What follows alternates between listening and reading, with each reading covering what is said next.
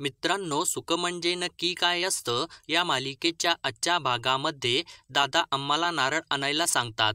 तेव्हा अम्मा नारळ घेऊन येते, तर दादा जयदीपला जवळ बोलवतात आणि जयदीपच्या हातामध्ये नारळ देतात आणि मांडववाल्याला तू नारळ दे असं त्याला सांगतात. आपल्या कार्यक्रमाचा त्यांनी मांडव घातला होता, तो मान लई मोठा असतो असं सांगतात. तेव्हा जयदीप दादांना मल्हार दादा माझ्यापेक्षा वयाने मोठा आहे, हा मान त्याच्या हातूनच होऊ देत असं सांगतो. त्यावर मल्हार, मी जरी मोठा असलो ना तरी सुद्धा वयानं मिळवलेल्या मानापेक्षा कर्तृत्वाने मिळवलेला मान मोठा असतो आणि तो मान तू मिळवला आहेस, त्यामुळे तो मान तुझ्याच हातून होऊ देत असं बोलतो. ते ऐकल्यानंतर माई जयदीपला तुझा मोठा भाऊ किती समजूतदार आहे असं बोलतात. तेव्हा दादा आपल्या मल्हाररावांचं मन अगदी निर्मळ आहे असं सांगतात.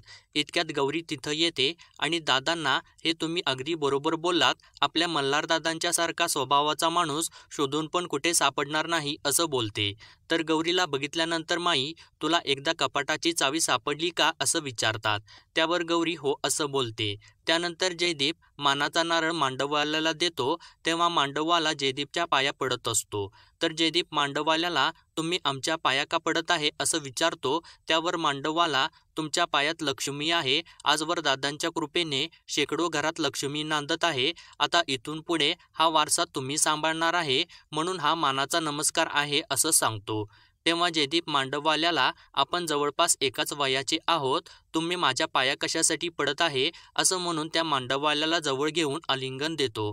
तेव्हा तो मांडववाला मानाचा नारळ घेऊन तिथून निघून जातो. इतक्यात अम्माचा फोन वाजू लागतो. तेव्हा माई अम्माला, तुमचा फोन वाजत आहे, फोन उचला की असं बोलतात. तेव्हा अम्मा, रॉंग नंबर आहे, मी फोन कट करून टाकते असं म्हणून फोन कट करून टाकते आणि आतमध्ये निघून जाते. त्यानंतर माई दादांना, तुम्ही लई आतल्या गाठीचा निघालात, तुम्ही कसला मोठा धक्का दिलात, अगदी ताकास तूर सुद्धा लागू दिला नाहीत तुम्ही असं बोलतात.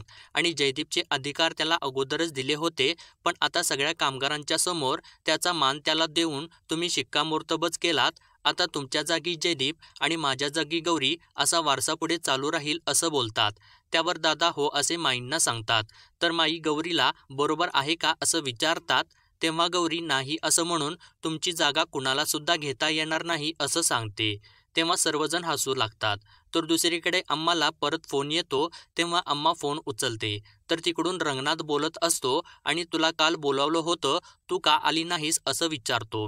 तेव्हा अम्मा, मी येतच होते, पण त्या गौरीनं मला अडवलं, मग मी कशी काय येणार असं बोलते. तेव्हा रंगनाथ, दिवसभर मी तुझी वाट बघितली तरी पण तू आली नाहीस असं बोलतो. तेव्हा अम्मा, दिवसभर घरात कार्यक्रम होता, मग मी कशी काय येणार असं रंगनाथला बोलते. त्यावर रंगनाथ, जोरदार झाला की कार्यक्रम, मी बघितला आहे असं सांगतो. त्यावर अम्मा टेन्शनमध्ये येते आणि मी तुला सांगितलं होतं या घराच्या आसपास सुद्धा फिरकायचं नाही, तरी सुद्धा तू का आलास असं बोलते. त्यावर रंगनाथ, मला 5 लाख रुपये दे, मी तुझ्या आयुष्यातून कायमचा निघून जाईल असं सांगतो. तेव्हा अम्मा, एवढे पैसे मी कुठून आणणार असं रंगनाथला बोलते. तेव्हा रंगनाथ, या घराचा एखादा कोपरा जरी झाडलास ना तरी सुद्धा 5 लाख रुपये मिळतील असं बोलतो. त्यावर अम्मा, तू काय मला चोरी करायला सांगणार आहेस का असं रंगनाथला बोलते. त्यावर रंगनाथ, जर पकडली गेली ना तर ती चोरी असते आणि 5 लाख रुपये जर तू घेतलेस ना तर कोणाच्या लक्षात सुद्धा येणार नाही, खूप करोडपती घर आहे ते असं बोलतो. त्यावर अम्मा, असली खोटी कामं मला जमणार नाहीत असं सांगते. तर रंगनाथ, तुला जर जमणार नसेल ना तर मी तिकडं घरात आलो तर सगळे गणित बदलून जाईल असं बोलतो. त्यावर अम्मा, तू जर घरात पाय टाकलास ना तर मी तुझं तंगड तोडून तुझ्या हातामध्येच देईन असं बोलते.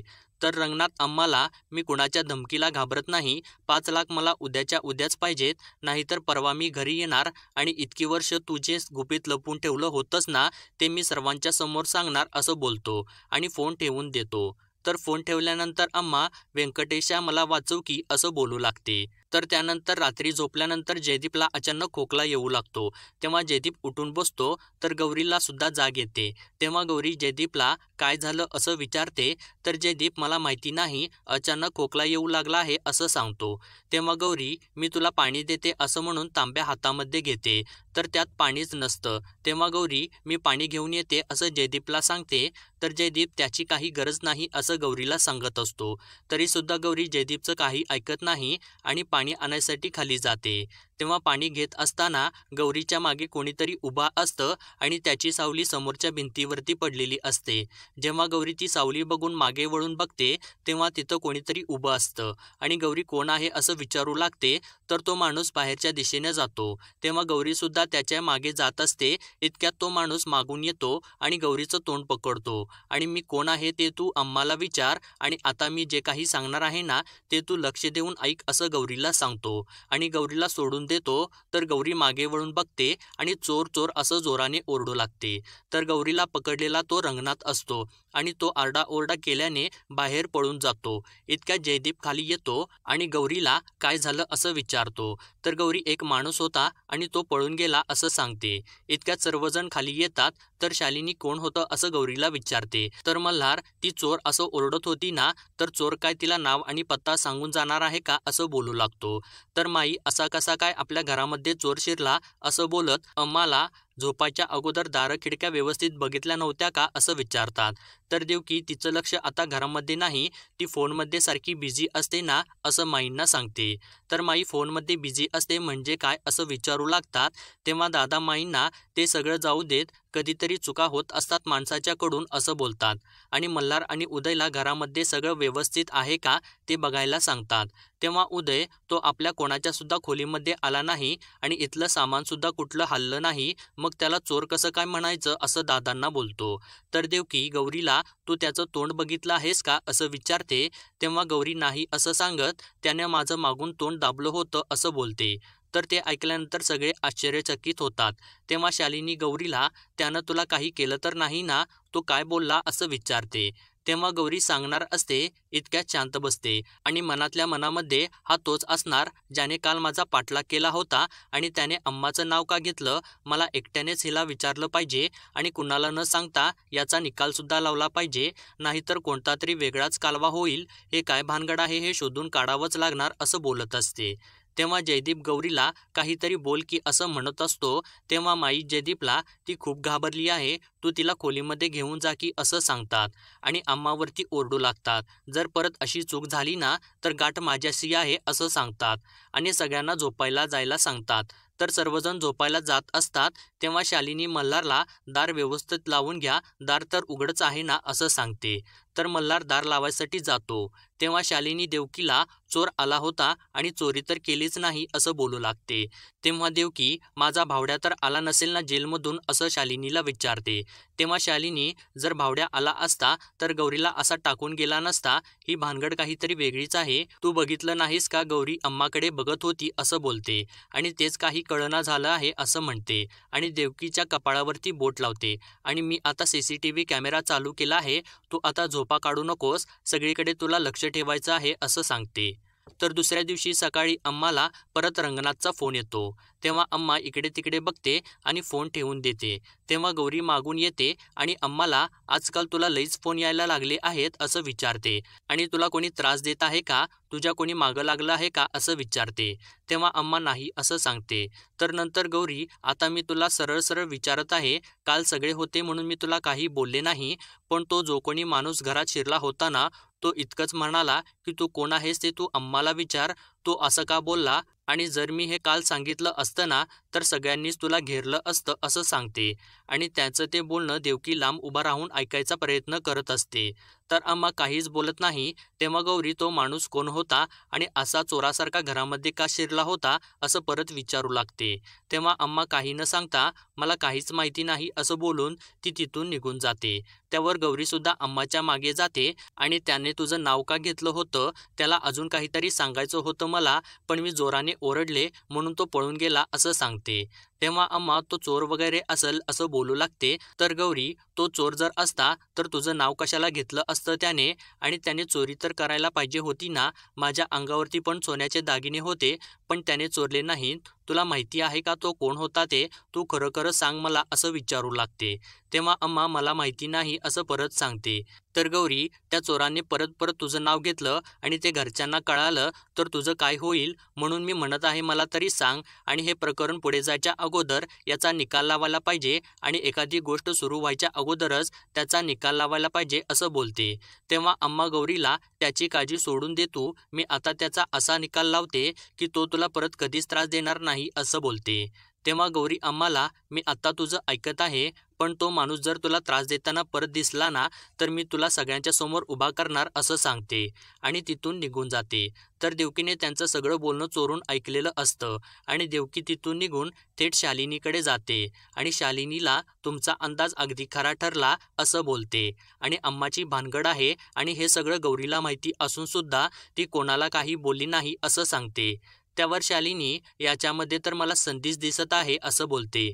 त्यावर देवकी मला असं वाटलं होतं की वर्षभर तरी आपल्याला काही हाती लागणार नाही, पण आपल्याला तर लगेचच चान्स मिळाला असं बोलते. तेव्हा शालिनी अगोदर आपल्याला भानगड काय आहे ते समजलं पाहिजे, त्यासाठी तुला त्या अम्मावरती नजर ठेवायला पाहिजे असं बोलते. तेव्हा देवकी आता मी तिची पाठ सोडणार नाही, माझी पाठ जरी दुखू लागली ना तरी सुद्धा मला चालेल असं बोलते. तर शालिनी ती अम्मा आणि गौरी दोघी मिळून काहीतरी लपवत आहेत ते आपल्याला कळालंच पाहिजे आणि तू आता लगेच कामाला लाग असं देवकीला सांगते. तर दुसरीकडे गौरी खोलीमध्ये जाते आणि जयदीपला हाक मारू लागते. तर जयदीप पडद्याच्या मागे लपलेला असतो आणि गौरीला मागून येऊन मिठी मारतो आणि उचलून घेऊन गोल फिरू लागतो. तेव्हा गौरी सुद्धा हसू लागते. तर जयदीप गौरीला घेऊन बेडवरती पडतो आणि मोठ्याने हसू लागतो. तर गौरी जयदीपला काय ओ मास्तर, आज मूड लई चांगला दिसत आहे तुमचा असं विचारते. तर जयदीप हो असे मान डोलावतो आणि गौरीच्या जवळ येत असतो. तेव्हा गौरी जयदीपला तू ब्रश केला आहेस का असं विचारते. तेव्हा जयदीप नाही असे सांगतो. तर गौरी उठून उभा राहते आणि पारोसा कुठला असं जयदीपला बोलत मी नाही असं म्हणते. तेव्हा जयदीप त्याला काय होतं, मी ब्रश न करता कॉफी घेतोच की असं बोलतो.